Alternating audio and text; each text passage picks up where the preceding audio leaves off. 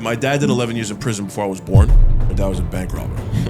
Yeah. I was born into a household with an ex-felon that did 11 years in prison. He just went down this path of just like alcohol and like drugs a little bit, and it was just like rough, you know what I mean? We just never spoke again. When you're not in a good place in life, what makes you think other people want to be a part of that? Absolutely. You know what I'm saying? Like when you're going through it, your real close people are gonna try to help build you up, and at the end of the day, you have to build yourself up, and then that's gonna make people want to be a part of that. It's funny because like we don't have that in Jersey. Like we look at the New York people, and again like the whole Italian whatever, like you're kind of mentioning, it's like we look at it and it's just a different culture here. Yeah. Nobody really has that in Hoboken, Jersey City. You know, it's just we don't. I don't know. We don't. It's like the sixth borough, though. I'll tell you that. Like we look at Hoboken in Jersey City, it's like the sixth borough. The sixth it's borough. Very close. Like we used to go to Hoboken to parties, like when we were kids. I don't. Texas, Arizona was the name of that bar. Yeah, right. It's right there. Yeah. We used to come here every so often, but I'm not a big bar guy because I'm so big. I can't fucking. I know it sounds stupid, but for me to be inside a bar and like walk around, like it sounds bougie, but I'm not being bougie. I just need somewhere to sit. Listen, I'm the same. I'm the same way, and I'm not like, big, bro. I'm so fucking big, and I'm walking around trying to squeeze around people and shit. I'm like, nah, it's not for me, bro. I'm going home. I'll see you guys later. You know what's funny? Being a small guy, I think the opposite. I was like, man, if I was 6'3", I'd be taking kids' heads like this and fucking moving them. I see, for me, not even in that scene, but just in general, it works for me because I stand out everywhere I go. Yeah. Right? I'm just very loud as a person, even if I don't want to be. So it kind of works in the sense that, like, I sell clothes and I have a brand. So, like, I want people to obviously... I want to stand out. Yeah. Like in that environment, I don't want to be bothered. Yeah, and like you don't want to run the risk because you're a bigger guy. You could be a little bit mean, and now you're a real big asshole. No, 100%. And even before I open my mouth, I have a target on my back. Like, you know how many fights I've been in as a kid just because they know that I'm the biggest kid in the room and they want to prove something. Really? Yeah. I would think the opposite. Oh, nah. You know what happened to me one time when I was a kid in Bay Ridge? There's a high school called Fort Hamilton, and they have it's the high school, and then there's just like this big football field in the middle, and it's like this track going around it. And we used to go down there as kids and just like do stupid shit, drink and whatever. So I remember with a bunch of my boys. Now we're talking freshmen in high school. And one of these kids got a lighter and an axe can, and he's walking around like he's fucking being an idiot. And he's spraying the axe can with the lighter. It looks like a flamethrower. So this park is huge, and there's a group of kids over there. One of them comes over and comes to me, thinking I'm the fucking leader here. Meanwhile, I don't even want to be bothered.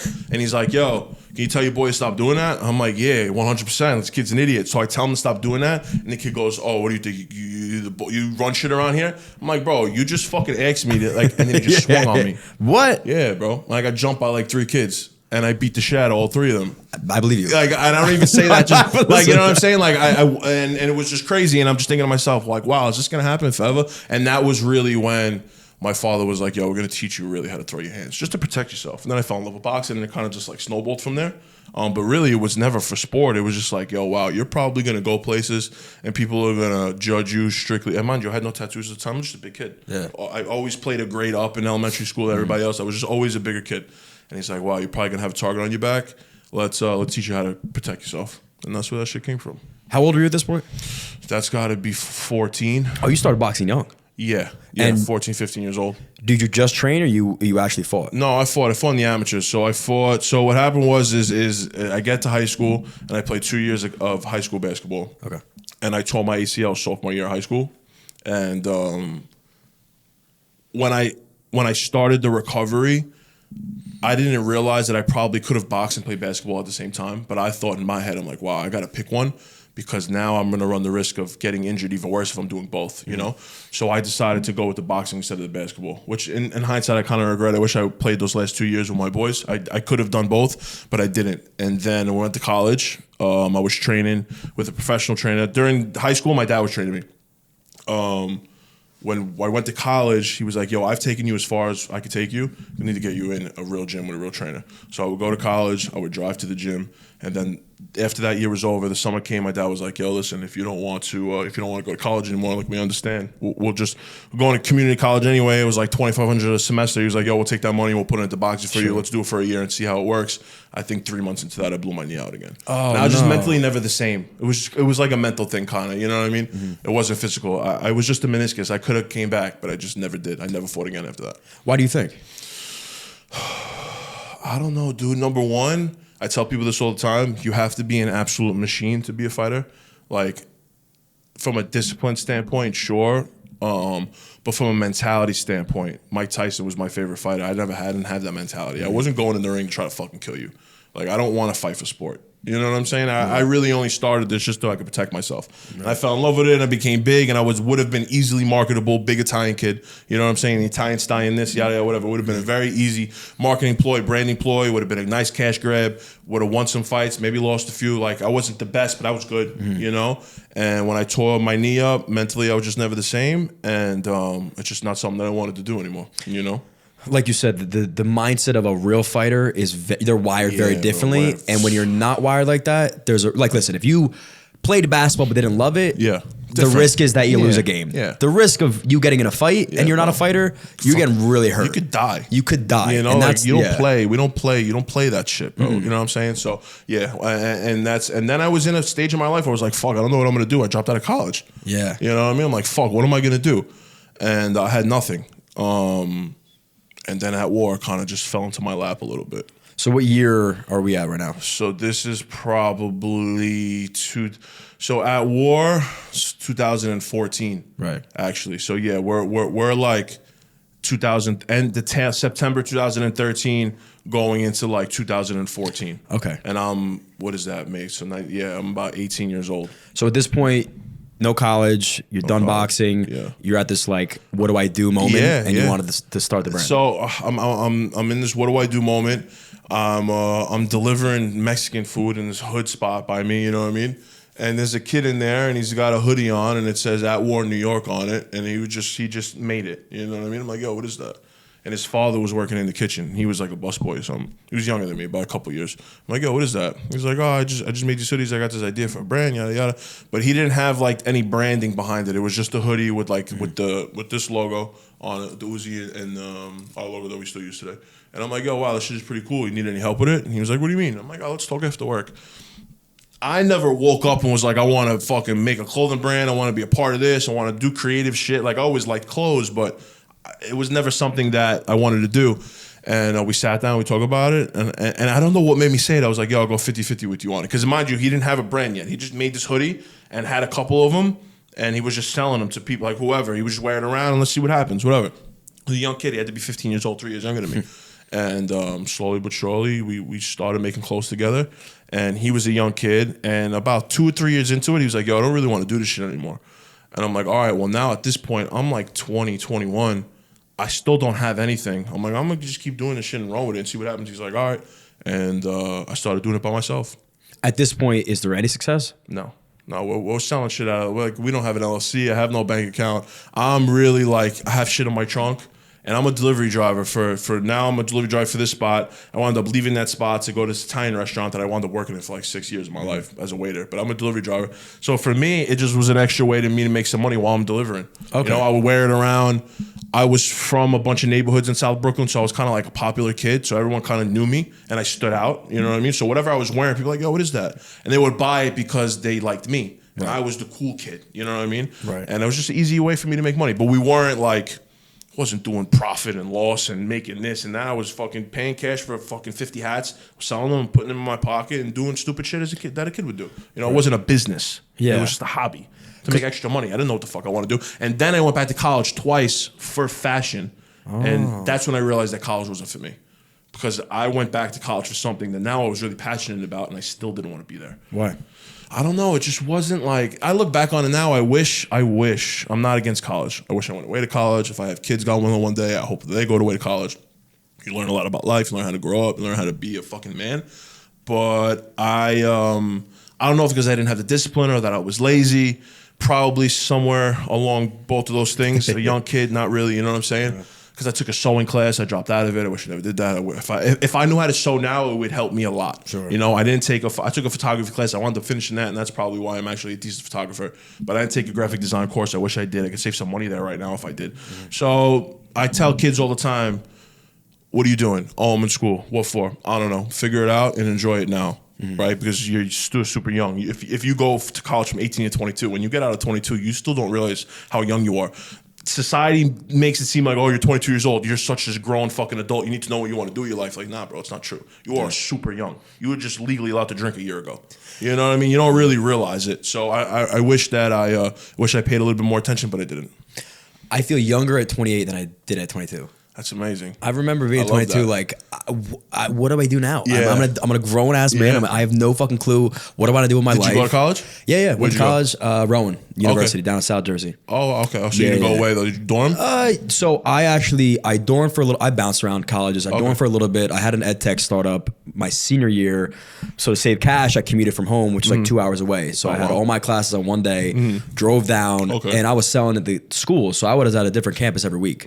So at this point, like you said, I had this crazy imposter syndrome. I don't know what the fuck I'm doing. Yeah. I'm trying to act like I know what I'm doing. So I'm faking it until I make it. I never really made it. Yeah. And then this happens for me, and my whole life is now restarted. Yeah. And I'm learning and relearning things, and I'm feeling young again, which is great because when you're young, you're curious and you're excited to learn. Whereas when you're 22 and you think you're old, you have this feeling of like I have to know everything, and if I don't, people are gonna look at me differently. Now I ask more questions than anybody at this point. Oh hell yeah! I want to learn from everybody around me. 100%. And that's why it's cool to have somebody like you around here because you're from 30 minutes away, but the culture over there is so much different. And I want to get into that. Yeah. And you're doing something that I believe is really cool.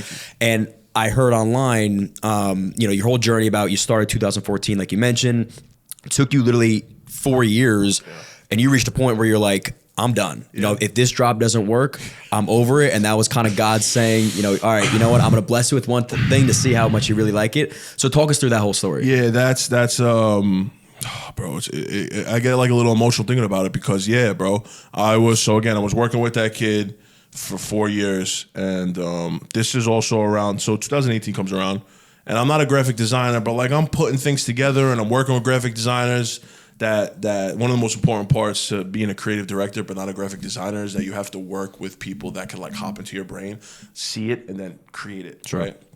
So I created this rose design that I had. And I really liked it, but nothing was moving, bro. Like we weren't. It was very, very hard. And I remember just saying to myself, like, "Yo, I'm gonna drop this rose right on this T-shirt. We're gonna make 100 of them across 3 colorways, which is not a lot. It's like 30 each T-shirt. The website's not really up yet. I'm still selling shit out of the trunk of my car. I'm still working in this fucking restaurant.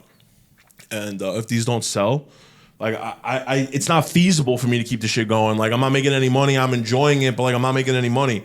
And I remember posting it, and just within a week, like all 100 of those being gone. And I just remember thinking to myself, like, all right, that was like the little bit of boost that I needed. You know what I mean? Yeah. And I feel like, it was God just showing me a little bit something like, yo, listen, this is nowhere near enough for you to keep, like, to sustain. But I'm gonna give you the brick that you were missing for like this past year, whether it's confidence. A lot of it's confidence, because you gotta understand when you're making clothes. Right, you need validation from other people. I need other people to buy my shit. Like a lot of people say, you don't search for validation from other people. But like, what are you talking about? I need that. You know what I'm saying? And he gave me a little bit of that. It was just for my peers. We were still only in Brooklyn. I wasn't really shipping shit out. Website wasn't up yet. It was up, but like we weren't selling stuff from it. It was still, everything was from the trunk of my car. People wanted, yo, could you come drop this off to me? So, and I'm still a delivery driver, so it was kind of working. But when we sold out of those, it was like, oh shit, this is something that I could do for a long time if I keep consistent and don't get discouraged. What was the difference between that drop and the drops before? I don't know. I think it was just the design. Yeah. You know, I really don't know what it was. I didn't do anything different. Right. Like the photos were the same. I didn't know what I was doing. I didn't know like white backdrop photos. Just taking a T-shirt, putting it on the fucking concrete ground, maybe putting some leaves around it because it was October, trying to make it look cool, posting it. And that was it. Nothing changed other than maybe this was a cool design. And people liked it. And that's when I also started to realize that people wanted loud stuff from us. Right, I wore as loud. See me, I'm already loud enough. I don't really wear loud stuff. Look at me, I wore shorts on. I have a plain black T-shirt because I'm loud enough. But this is when I started to realize that no, you're not designing for yourself anymore. Mm-hmm. You're designing for everybody else, and then you gotta like it. But when you're designing it and you see it every fucking day, you honestly kind of get tired of it a little bit. But these people never seen this shit before, so now you need to look at it from another perspective. Right. Now I need to look at it from everybody else's perspective instead of my own. It starts with yours because that's where it comes from. But after that, you kind of got to look at it from everybody else, and that was the moment that told me that. So nothing really changed besides the graphic. It was just a dope rose. It was dripping, and it was loud. It was huge. We put it on the back. It filled up the whole fucking shirt, and on the front, it said "We're all at war with something." And that was the first time that we ever really used that phrase. I remember thinking of that phrase, and it was like this light bulb moment. It was like, oh shit. Like, we just finally added meaning to this at war thing, because you see at war and it's like a little abrasive. Like, what the fuck you mean at war? You see Uzis and gun and machetes, and you're like, what is that? I never held an Uzi or a machete in my life. It was a metaphor for being at war, but we never really were able to create something or put meaning behind it until that phrase came about. So it's probably both of those things. It was a loud graphic that people liked, and it was a rose, so it was very distinguishable. But nobody had done. Everyone, if you see a rose, it's usually small on close, right? Yeah. We were the first ones that I remember seeing to use a rose. It was really big, and then the "We All at War" going across the front. It added meaning to this. People were like, "Oh shit, we all are all at war with something." It also, it's so funny. Like, if you had the words "We are all at war" without the "with something," it's way harder. The with something softens the blow 100%. To the point where somebody like I can be like, oh wait, you know what? You're right, and everybody is, and I can resonate with that, and I can wear that shirt. But if it was just like at war, that is too aggressive for somebody 100%. Like me to be like, why? What am I at war at? What are you talking about? Why do you want to be putting that energy out there? Yeah, especially with all the shit going on in the world. Right. You know what I mean? So it was like, oh shit, we really need to, like, even my shorts, my home run product, my first home run product with the at war going across the front. It's got at war going across the front, and it's got our Uzi logo on the sides, and people loved it because it was so loud. Right. And we had already added meaning to it already. So if it was like on a you know kind of thing. And then the people that didn't know the meaning of it, they either did a little bit of research, right? Or the content from the stuff that we were shooting, the videos and the photos, were giving off the "we're all at war with something" without actually saying it. And yeah, bro, it just kind of slowly but surely started to fall into place. Right. I love that, man. That we're all at war with something. It gives, and honestly, it helps you find the direction. Now, everything can kind of springboard off of that, or maybe a bit of a degree in different directions, but that's the main ethos of the brand. And I'm assuming at that point, you're like, I don't even know what the fuck I am. And the validation helped you realize what you are. Yeah. Because like you said, you need it from other people. You need to know this is what they want. And I think it's great that everything else stay consistent as far as like your marketing and you, and you change the one thing that is the most important, which is product. Yeah. And now everything's flying off the shelves. That for you now is like, okay, I have enough to know that I should keep going. I could do this, because you gotta understand, I wasn't a designer, I'm not a graphic designer, I'm not a businessman, I'm not an entrepreneur. My father was blue collar, my mother was blue collar, everybody around me was blue collar, nobody was a businessman. Yeah. Like, I didn't know what the fuck I was. Like, what am I? I got a clothing brand. People would ask me what I do, and still to this day, people ask me, like, because I worked in that restaurant for so long, I go in there and I see people that I haven't seen in a while. They're like, oh, what do you do? Because I've worked there since COVID. Like, yo, like, what do you do now? And I tell them, oh, like, I own a clothing brand. And a lot of them are like, what? You know what I mean? I'm like, what? I'm like, I do a lot of creative. I'm a creative director. I do, even if you say that, like, creative, what the fuck is a creative director? Like, what are you even talking about? Yeah. You know? And I know what I do. I know I don't need the validation of people anymore. I get it already. But like, when I see a lot of these people, so to your point, it's a great point. I didn't know what the fuck I was. Yeah. I had no validation at all. Even from those rose tees, like, I still didn't know what to consider myself. I just owned a brand. And I think now that allows you to have a little more freedom to expand, because you have that confidence to be like, I know, again, centered who I am, and I can expand upon it or go a different direction. And it also made a lot of sense to me too, and this is why the universe is so fucking funny, because now that I think about it, and we're going to get into this, like, at war boxing, like, think about it, at war and mixed martial arts and combat sports, the two kind of go hand in hand, right? The fighters are at war. But I didn't want to become tap out either. I don't want to be I don't want to be a mental health brand, and I didn't want to be a combat sports brand. I wanted to be a streetwear brand that was able to combine a lot of that stuff in together, and we're still doing that today. I've been doing this for a decade, only really been doing it for about 4 years, and I'm still solidifying and cementing what at war's perception is. It's, you know what I mean? Do you have brands you pull inspiration from? Yeah. I grew up through I was born in 94, so the early 2000s was like the hip hop label brand. So you had like Rockaware, you had Sean John. On the women's side, you had Baby Fat. On our side, we had Fat Farm. I never really wore Supreme because they didn't have my size, but I took a lot of inspo from them. They're still like the only brand that still sells $38 t-shirts. Like, you know what I'm saying? And they're huge LVMH money. Like, you know what I mean?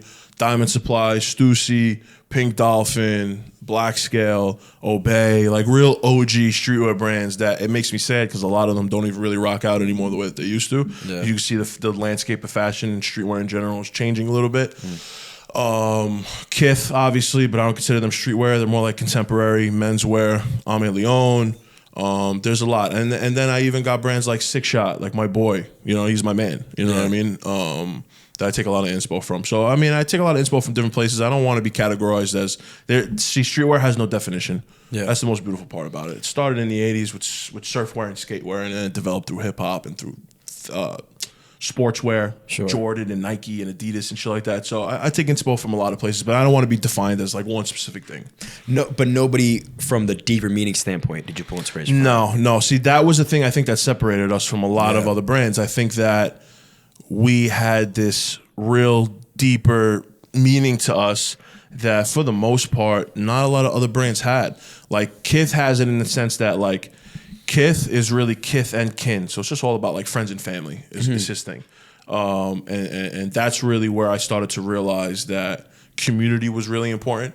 But for the most part, I never really took any inspo from a deeper level from any other designer or creative director. I felt like there wasn't a lot of meaning behind a lot of the brands. Ours had such a bold and loud meaning to it. Yeah. And I think that's also what helped us stand apart. Well, it came from you as a person. Because I've always been the deeper, emotional, meaningful guy.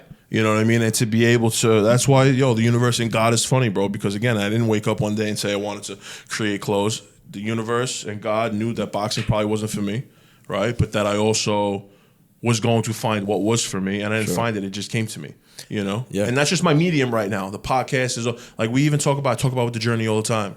At War and the Journey, they are so synonymous. Oh yeah. You know what I'm saying? And we didn't even realize it. Like I got on the journey by cold DMing the kid Zach and being like, yo, I had like 50K on TikTok, and I thought somebody's gonna come to my TikTok and see it and be like, oh, this kid's got a decent following. He's not gonna tell me no. He's gonna be like, yeah, fuck it, why not? Come on. That's exactly what happened. We had a sick episode, and then we had another sick episode, and then from there, he was just like, yo, you want to be a co-host? And it just kind of, so the shit just kind of, my point, it just falls into place the way it's supposed to. Yeah. And those are just the two mediums right now. I want to shoot movies and short films and shit. Oh, you got meaningful dreams, shit, bro. Yeah, one day, slowly. Are you religious? I'm Roman Catholic. I'm not like super religious. I pray every day. I don't really go to church. Obviously, I believe in God. I went to Catholic school my entire life. The only thing I didn't do was college. From K through fucking high school. I went to Catholic school. So that's just like this is a part of the Italian upbringing, I guess. Your parents raised you Catholic? Yeah, 100%. Yeah. And they never... So again, same thing, raised Catholic. Then my mom went down the Christian path and is now way more religious than she's ever been. The reason for that is that she feels like in the last, let's say, 15 years, she's had two major tragedies in her life, right? And both times she's leaned on Jesus and said, if you get me out of these, I will become a more faithful, devoted believer. And both times it happened. It's amazing. So the first time around, it was great. She prayed and kind of forgot about it. And the second time around, she's like, I'm not forgetting this time. And every week goes to church, instills it upon us. It's amazing. But is not aggressively like shoving it down our throats. It's more like, hey, every time something happens in life, here's the Bible's explaining it to you and why that's happening and how to make sense of these different things. It just makes you feel good about it. You know what I mean? You surrender a lot of your issues to a higher power, and you move through life a little bit easier. Yeah, and it just feel like somebody's got your back. That's it. You know what I mean? You feel so lonely in life, and you got one person that loves you more than everybody else, or one thing that loves you more than everybody else. Those late nights, bedside on my knees praying to God, like, yo, I need help with this. Show me the way. So you can't ask him to give you everything. You got to kind of ask him for the sight to see everything, and then you got to put the action towards it. But he's always going to put you in the position that you're supposed to be in. He's going to put you outside the elevator, but you got to like walk into it. You know what I'm saying? And I'm not super religious, but I do think about shit like that all the fucking time. You're probably more religious than you think. Yeah, probably. Especially all my tattoos. Now that I think about it, like all these tattoos that you can see visibly are religious. You know what I'm saying? So yeah, you're right. I should. It's the discipline part that now sitting here thinking about it, I should get to church more often, but I don't. I think again, like as a deeper man, it's easier for you to relate and feel what other people struggle to quote unquote feel. 100%. Because for me, I need to see something to know it exists. So for God, it's like this blind faith thing. That's the biggest struggle that I have. I know something is out there, but for me to say, okay, there's one book that was written. There's 1,000 books that's written about religion, but you have to pick this one, and this is the only right one. The other ones are wrong. And so for me, I'm like, It's tough. How do I know? Yeah. How do I know that I have to believe in this one and not the other 999? Yeah. So I struggle. And I'm in this like agnostic journey right now of finding my faith and leaning more towards Christianity. I love that. But I'm always asking questions. Like, why this and why that? Curiosity is important. Yeah, for sure. Very important. It's very important. Especially what we do. Yeah. Oh, for sure, man. Yeah. And your parents were both religious as well? Yes. Yeah. My mother more than my father. Yeah. My mom used to go to church pretty often. My dad, not really. But my dad really wasn't that religious, but again, just an old Italian man. Yeah. You know what I'm saying? How tight are you with them? I'm really close with my mother now. Me and my father kind of had a little bit of a falling out, which made me and my mother really. What happened was my parents got divorced when I was like 20, 21 years old. Okay.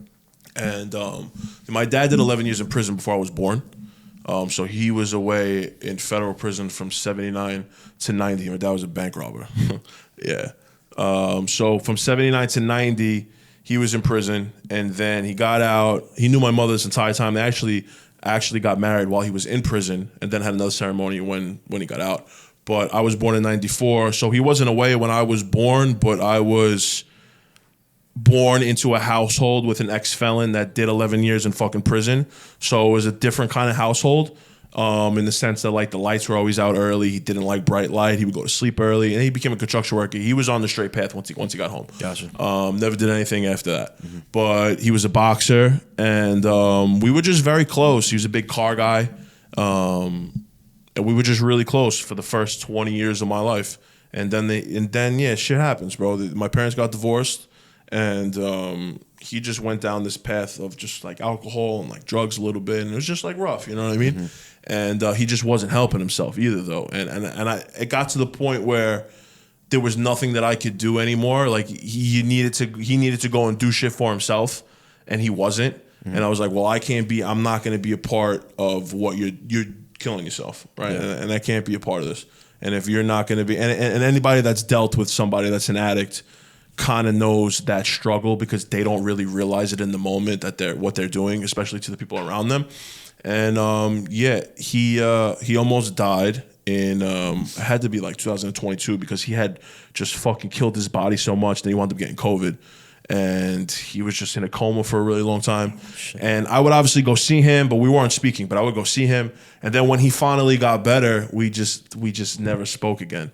You know, and apparently he's sober. My cousins tell me all the time now, but we don't speak. And I think part of that was when I stopped boxing, I think it hit him a little bit, because that was the thing that really kept us really close. You know, we had this thing that he was my trainer, and when he wasn't my trainer anymore, he was still on my corner, you know? So that was the thing that kept us really close. And when that kind of fell apart was around the same time that my parents got divorced, which was around the same time that I dropped out of college, which was around the same time that I started at war. And I had this transitional period in my life where even my mother, both my mother and my father, didn't really know what I was doing with that war. Neither did I.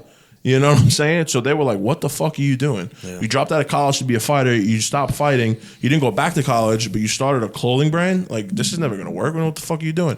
So that put a rift between me and my father, and then all the other stuff. So, yeah, we don't really have a relationship right now. But me and my mother are as tight as ever. Good. You know? Yeah, she's great. Do you have desire to reach back out to him at one point? I'm going to write him a letter, I think. Yeah. I'm very stubborn, unfortunately, and I know where I get that from. I get it from him. Yeah. And but I was just talking to West Bay about it, and he was like, "Yo, maybe you just write him a letter, because it's a different type of communication. If I send you a text or I call you, it's instant. Mm-hmm. You're either gonna read it and answer, or you're gonna answer the phone, whatever. We're not there yet." Right? And I know how stubborn he is. He's probably not going to reach out, because he probably still thinks that I abandoned him in his time of need, when really I was there for you this whole fucking time, trying to take you to rehab. Like, you didn't want to do it. There's nothing else that I could do. You were taking away from me and my life, and you were taking away from your life. I couldn't be a part of it anymore. So I'm going to write him a letter. I know where he lives. Obviously still lives in the same place. And we'll see what happens from there. This is literally a conversation I had with my boy 2 days ago. So that's where I'm at right now. And we'll see what happens. I have no expectations from him whatsoever. I'm going to write a letter. It's more so for me than it is for him. And if he reads it and he wants to call me or text me or write me one back, he won't write me one back. But if he wants to call or text me, cool. And if not, it is what it is. Is this more of a closure letter, or like a, hey, I want to rekindle something? It'll be both, probably. It'd be like, yo, listen, I'm not opposed to like sitting down and having a conversation, and let's like just air everything out. But like, also, if you don't want to do that and you're done, then this is a closure letter for me, because we never had that. Like, we literally never spoke again. You know what I'm saying? It was just never. He got better. I was going to see him in the hospital because he almost died. He's my father. You know what I'm saying? Like if someone called me right now, he dies in the hospital. Obviously, I'm going there. I haven't spoken to him in 2 years, but I'm going there. Yeah. You know. But if you don't want to talk, then that's all cool. That's good. I don't have any regrets. I did my best to try to help you, and I'm glad that now apparently he's in a better space. But I also know how it is with addicts. They could be good for a year, and if they're not disciplined, they could fall off. And I can't be a part of that because you're not going to listen to me, and I want to help you. And if you're not going to help yourself, I can't be a part of it. It's hard because it's your father. You know what I mean? But at the end of the day, this shit happens. I'm assuming that's your fear of getting back into his life. Yeah, that's 100% the fear. If I knew my dad to be somebody that was very, very, you know, and he was, that's the thing. He was so, wake up at 5:30 in the morning, go to work, come home, run fucking 5 miles, stay in shape, and do all these things. And when he stopped doing that, I was like, oh, shit. Like, my dad's got, like, cracks in his armor, like we all do, you know what I mean? But, like, I was trying to help you fill those, just like you tried to help me fill mine, and you were pushing me away. Don't be mad at me that you pushed me away, because eventually someone's going to be like, all right, you got it. So with anything in life, any type of relationship, it doesn't matter. It could be father, it could be romantic, it could be friends, it could be anything. You push somebody away long enough, eventually they're going to be like, you got it. And that's where we were at. You know what I mean? Yeah.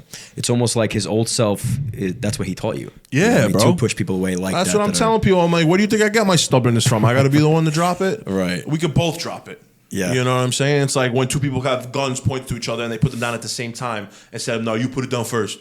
Like, you know what I'm saying? Like, nah. And you're the son. I'm the son. Right. At the end of the day, I hate to sound like that, but it is what it is. Like, you know what I mean? Yeah. So that's where we're at. I'm hoping that at some point we're able to. I think about it all the time. I'm sure you do, man. He was my best friend growing up. That weighs on you, man. And I think that's the weird dynamic is that he was at one point this great father figure to you. I'm sure an inspiration. You learn a lot from him, and then you see this downfall. You're still this man, and you don't want to change yourself to now, I guess, digress just to stay in his life. Yeah, bro. But you also don't want to lose your father. Yeah, 100%. He was the best father and the worst husband also at the end of the day. So it was very tough to, like, as I got older and was in serious relationships and had never really been around a healthy relationship, right, between aunts and uncles and cousins and my parents, never really saw, like, healthy love. And I guess maybe I was getting healthy love from my parents, but I never saw two people healthy, like, in love, you know what I'm saying? And I guess maybe I kind of hold that against him a little bit because I want to break that cycle, but I also catch myself doing shit that my father did that wasn't good to women, let's say. Like, you know what I mean? Not being the best person that I could be to women in the past. And it's easy to, like, place that blame on somebody else instead of taking accountability, and that's where I'm at now, trying to take a little bit of accountability with it. But, like, I do also hold that in the back of my head, like, you motherfucker, I'm the reason, the good parts to me and the bad parts to me both come from you. You know? Yeah, and like you said, as soon as you start doing things that are a little bit, I guess, quote unquote, fucked up to women and whatever relationships, it's very easy for you to be like, well, I came from this. This is what I grew up on. What do you want from me? What do you expect? Whereas if you came from a healthy relationship, you have no excuse. You know, and coming from somebody that sees a healthy relationship like myself and still fucks up, I have no one to blame but myself. I think that makes it a little easier to take accountability, to be like, the whole nurture versus nature thing, like your parents can only do so much. If you want to be a fuck up, you're going to be a fuck up, you know, and it can almost like reverse or work in reverse where maybe you see it so healthy, like, you know what, that's too perfect for me and I have to go be a rebel and do something different.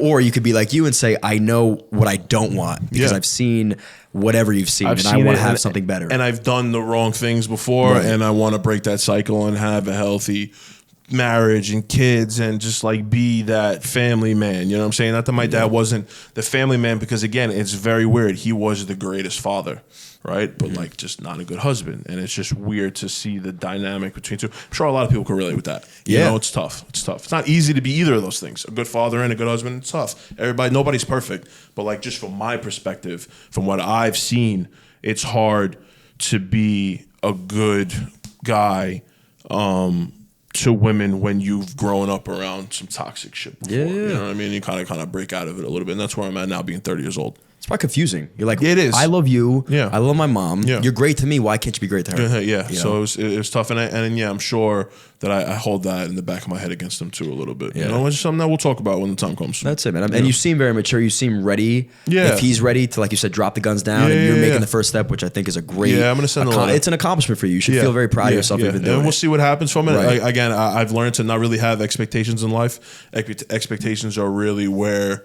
you could get like depressed, I guess, because you just like it's hard to gauge expectations, especially with some shit like this. Yeah, you know. So yeah, we'll see what happens. It is what it is. Dropping expectation, I think, is one of the best things about maturing. That you realize that I always equate it to like when you're young, like let's say a teenager, and your family's going away on a vacation, and you're really really excited. You're thinking about it nonstop. You get there, and maybe it is good, but it doesn't feel the way it felt when you were thinking about it, and now you're upset. Yeah. And the next time you go on vacation, we're like, well, I don't want to get too excited because last time, and then you notice, oh wait, this was a really fun vacation. Yeah. So I drop my expectations with everything in my life. And whatever happens, happens. If it's great, it's great. If it's not, who cares? That's like with everything in life, though, too. Like we're always, me specifically, I'm always moving the goalpost in life. Yeah. Right. It's always like, especially from a business standpoint, it's like, okay, when I hit this number of items sold or this money, I'm gonna be so fucking happy. And then like you get there.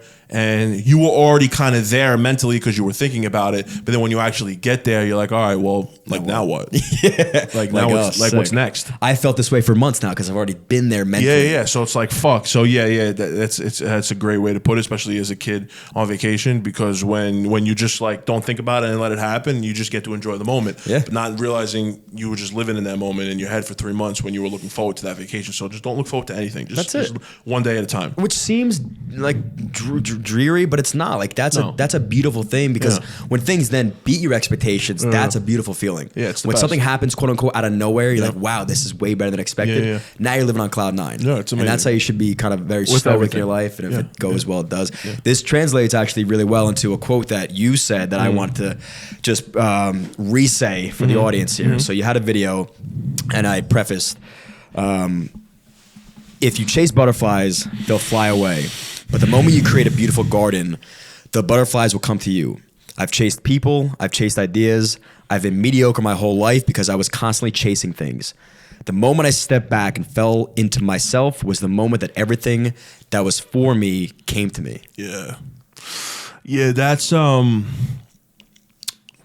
me really just like realizing that if you just better yourself, everything that you want is just going to come to you instead of just like trying to force the pieces to the puzzle.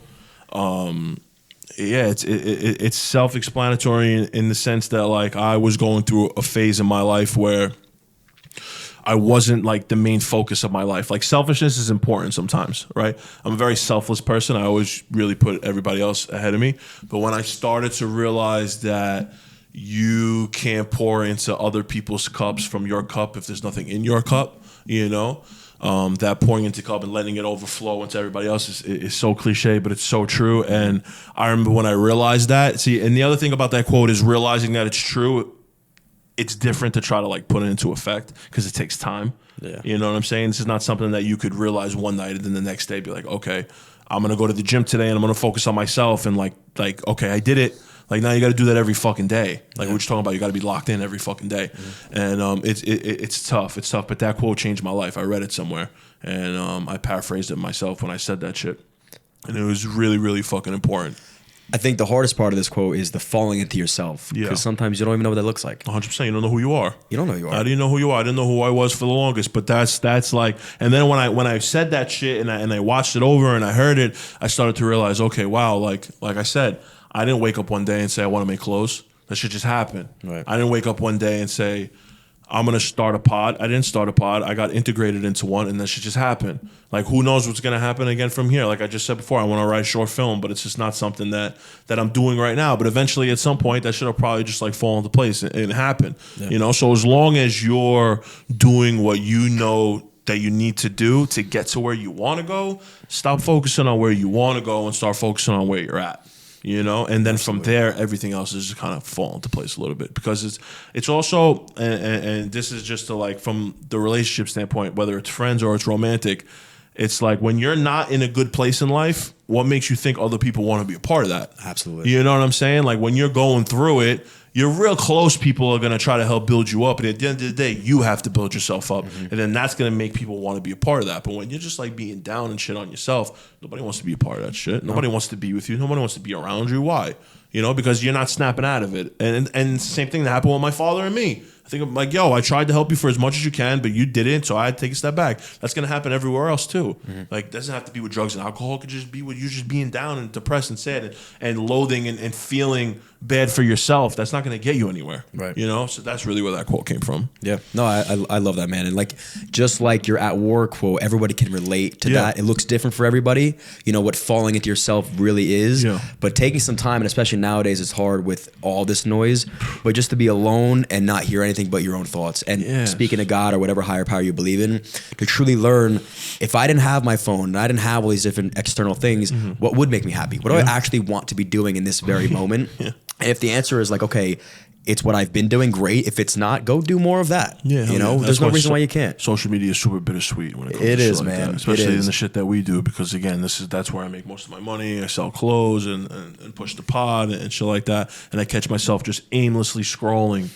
And it's bad, bro. It's really, really bad. Wouldn't be where I am today without the phone, without social media. I'm sure most people could say that in our industry, but it's also that gray area where it's like, damn, I need to put this shit down and just like connect to everything that's in front of me instead of just like this little phone in my hand. Go touch some fucking grass, man. You know what I'm like saying? Just be outside and go watch the water pass by. And I think about like the 70s and 80s and the 90s even, like what people used to do.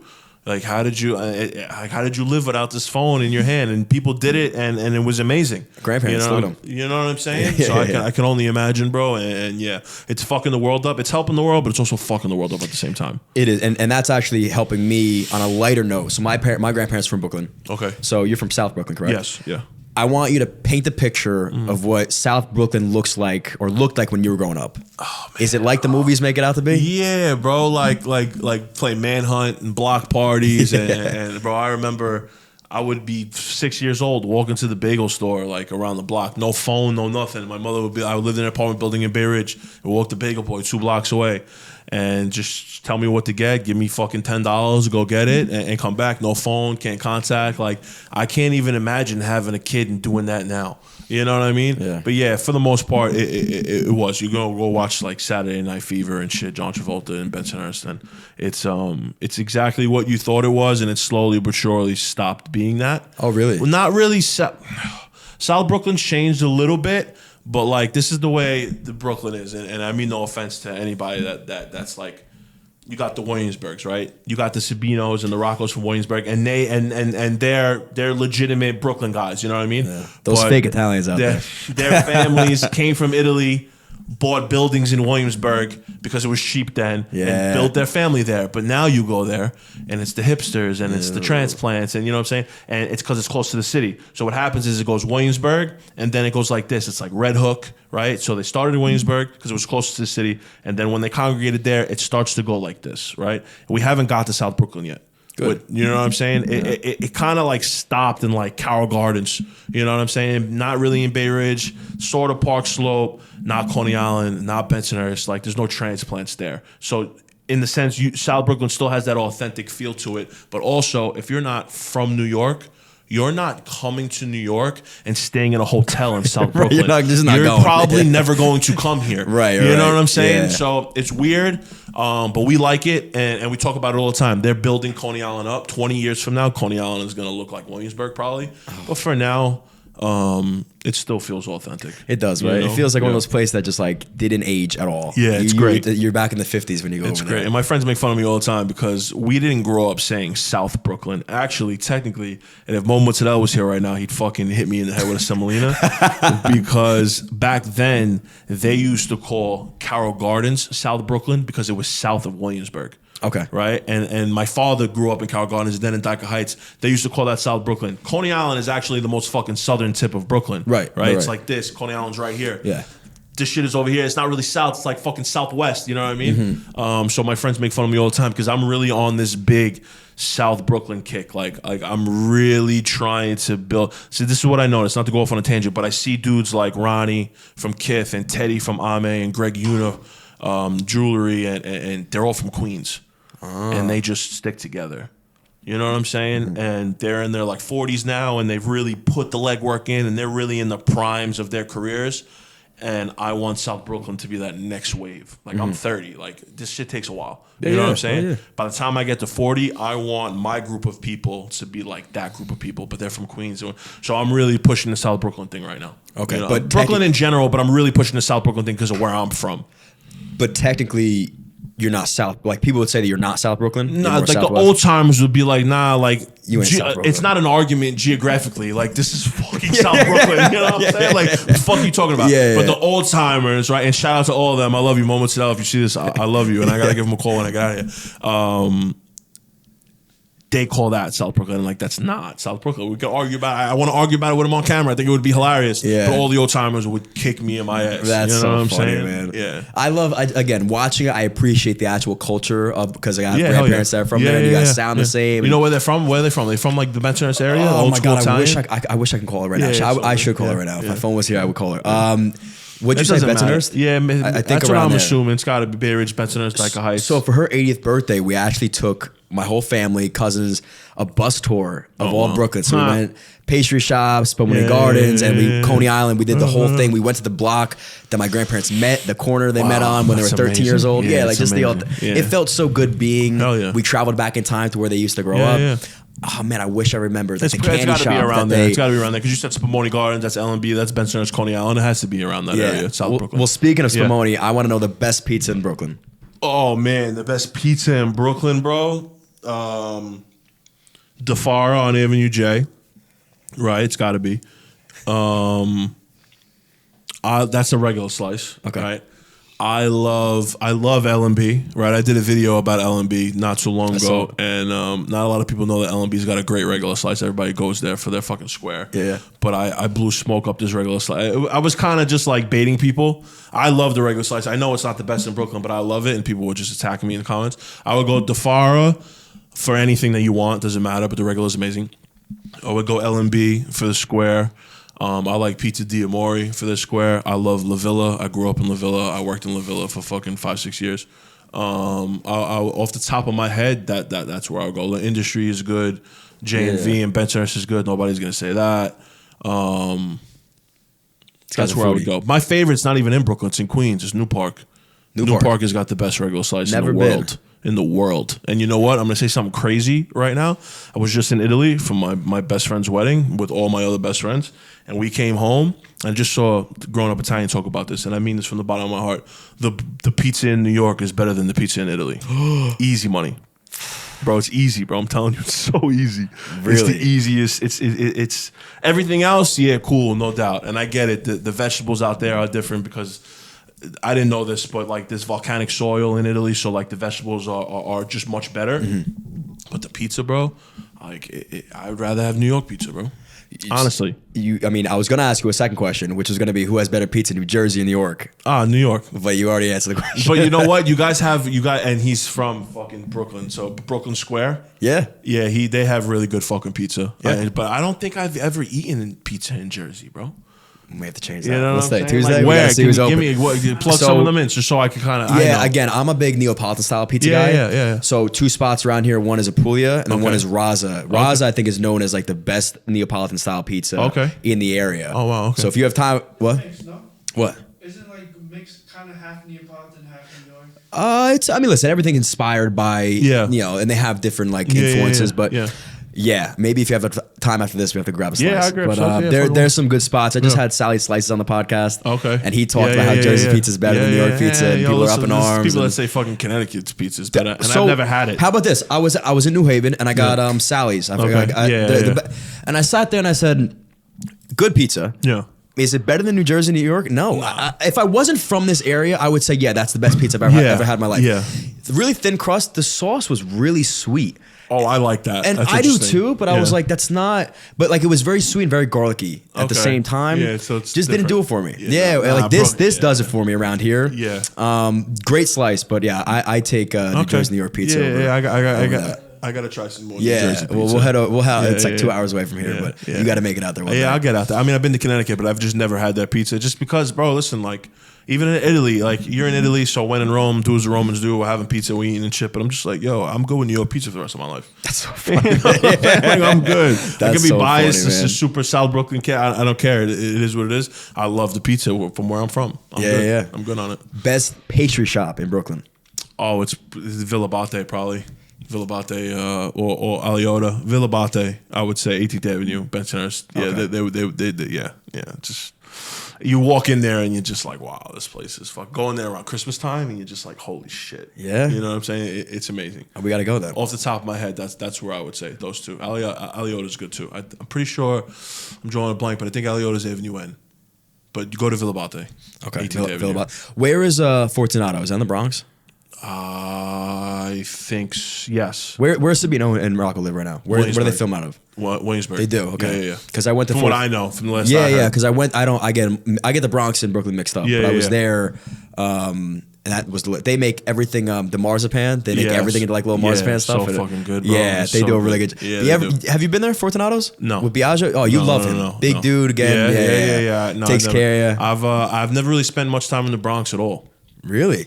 Go to a Yankee game. That's it. That's really all the Bronx has got. Shout out to the Bronx, but got no desire. You know what I'm saying? Like you said, it's easy to get Brooklyn and the Bronx mixed up when you're not from the world because you're getting pretty much the same thing. So my point is I don't really have a reason to go to the Bronx. Anything I get in the Bronx, I can just get in fucking Brooklyn. How close are they? Not close. They're not, an right? hour and a half, maybe. Like, because the Bronx is just basically northern Manhattan. So if you just have Manhattan, which is this island, then you have the Bronx all the way up here, and then the Upper East Side, and then I don't even really know Manhattan that well. Midtown, and then lower. It's an island. Yeah. You know what I'm saying? And then Brooklyn's over here, Staten Island's over here, and then like Queens, Long Island City is like kind of over here. But the Bronx is like the furthest tip away, really, from Brooklyn. If you think right. About it. Okay. So it's Coney the opposite. Island, the Bronx is fucking far. Right. You know, you're 2 hours with traffic type. You know what I'm saying? Yeah. Like, that's why you're so close to us right here. Yeah. That's why this is really not that bad. Yeah. You know what I'm saying? Way closer. Yeah. Way, like when we shot. We just did Lilo Brancato on the journey. I saw that. That's awesome. We had to go to Yonkers for that shit. Like that shit is not even in the 5 boroughs. That shit is right outside the Bronx. So that was the last time that I was like in that area, and it's deep. You know what I'm saying? Like it's close enough to obviously drive to, and if there's no traffic, you're mint. But like, when is there never any traffic? Right. You know, so it's a little far. What is your favorite borough? Brooklyn. Outside of Brooklyn. I would go Queens just because JFK is there, and my favorite pizza is there. But I like Manhattan, but Manhattan's not the same. Mm-hmm. And I don't hate Staten Island. Really? Nah, I don't hate Staten Island. Staten Island is the epitome of just like keeping community really, really tight. They only have like 2 sanitation dumps in Staten Island. Like, you know what I'm saying? It's very small. They keep shit tight, and I guess I'm biased because I'm an Italian kid, and like most of the people out there are Italian and shit like that. But if I had to like gun to my head, I would probably say Queens, and then it would probably be either Manhattan or Staten Island. Do you know the Scarlata twins? Yeah, we had them on the podcast. Yeah, too. great. They're good. Kids, they're from Staten Island, right? Yeah. They're good kids. Yeah, we had the dad on too. He's really hilarious. Bro. I met the dad. I think I met. Did I meet the dad before I met them, or I met them around the same time? Because the dad's friend owns a catering hall out in Staten Island. I was at an engagement party, and I recognized him from the videos. I forgot who. Was it Food Boss?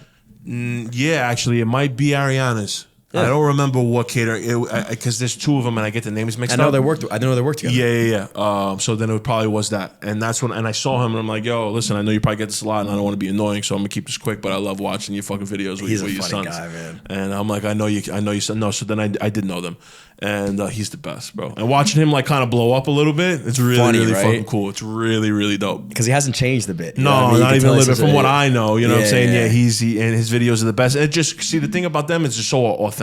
They are. So organic. They're not like they're really like that. Yeah. And I think they're hilarious. I'm around them and I'm fucking pissing myself. They're funny dudes. They're so fucking funny. We had a good time. We actually brought him to what I was talking about, Apulia. We did the podcast in the pizza shop. Oh, that's amazing. We fed him during it. We had live reactions. It was a lot of fun, man. Dope. Yeah, those kids are the best. They were good dudes, man. Yeah. Well, we finish every podcast. This is gonna be a good question for you. Okay. We finish podcasts by asking our guests 2 questions. Okay.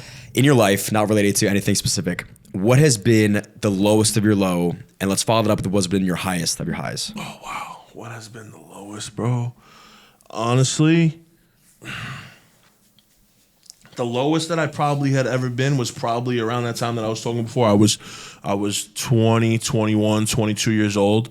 My parents got divorced. I was in a relationship at that time that dwindled out at the same time. So I was in a 3-year relationship from 18 to about 21-ish. And that broke apart. At the same time, my parents got divorced. At the same time, I stopped boxing. At the same time, I dropped out of college, and I was just in this, I don't know what I'm going to do in my life, you know? It was tough. It was really, really tough. And the highest of the high, I don't know, bro. That's tough. I feel like I haven't even hit any sort of pinnacle yet in my life to really sit there and bookmark one. But if I had to pick one, it would probably be a couple years ago when I did my first pop-up with West Bay. Right, West Bay is my best friend, my business partner. He's a painter, so we had a gallery show, and it was mostly fine art, but we did clothes. And it was the first time that I was ever really doing anything in person. You know what I'm saying? I didn't know how many people were going to come out. And obviously it wasn't just me. It was half and half, but we pretty much have the same community. And that place was packed the fuck out. And we really, and even the gallery owner I think was surprised because we wanted to do another show and there was no questions asked. It was like, yeah, whenever you guys want, you let me know the date. So that was really cool, just being able to bring people out to in person. You know, it's a lot, and it was dope because it poured out that day and it was in the middle of COVID. So like nobody was really leaving the crib, and it was literally a hurricane outside in September. It was like 2021, I would say. Yeah, I remember that day. And we fucking we packed that motherfucker out. That's awesome. And that was another moment. It was like, oh shit, like I could really do this. You know what I'm saying? Because we had, again, sold stuff online and was really like on this roller coaster that was just like coming up to the top, kind of sort of about the peak where we were at. Because businesses go like this, you know. But we were on our first real up, and for people to come out, that was a really dope time. That was cool. Yeah, it was dope. Well, more to come. John, thanks for coming on. Where can they thanks find for you? having me. I appreciate it, bro. Thank you. Where can they find you online? At warworldwide.com, at warworldwide on Instagram, John Scafidi Jr. on Instagram, John Scafidi Jr. on TikTok. That's it. Yes, sir. Like, subscribe, share, all the good stuff, guys. Cheers. Yes, sir.